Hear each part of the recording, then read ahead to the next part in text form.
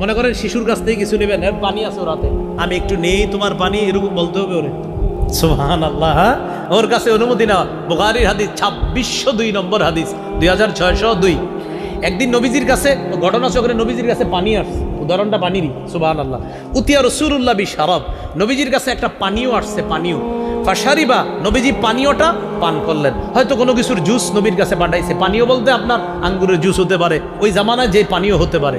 নবীজি পান করলেন, পান করার পর নবীজির পাশে তখন একটা শিশু আছে আর কিছু বৃদ্ধ মানুষ আছে, মানে বয়স্ক সাহাবী আছে আবার শিশু আছে। এবার নবীজি ওই শিশুকে বললেন, তুমি যদি অনুমতি দাও, কি বলতেছে দেখেন, তুমি যদি অনুমতি দাও তাহলে তোমার বড়দেরকে আমি এই পানীয়টা দিতে পারি। ওই শিশু বললেন, ইয়া রাসূলুল্লাহ, আপনার বরকতি অংশ আমি কাউরে দিতে পারি না।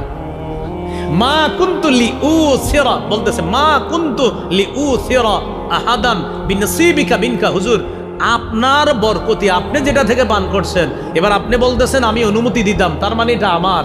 অনুমতি দিলে আপনি মুরব্বীদেরকে দিয়ে দিবেন, আমি অনুমতি দিব না, কারণ আপনার বরকতি জিনিস আমি কাউরে দিব না। তাহলে শিশুর কাছে অনুমতি নেওয়া, বলেন শিশুর কাছে কি নেওয়া? হ্যাঁ, এই হাদিস থেকে বুঝলাম কতগুলো, 35, সর্বশেষ 36 নম্বর, শিশুর অধিকার। শিশুকে ভদ্রতা শিক্ষা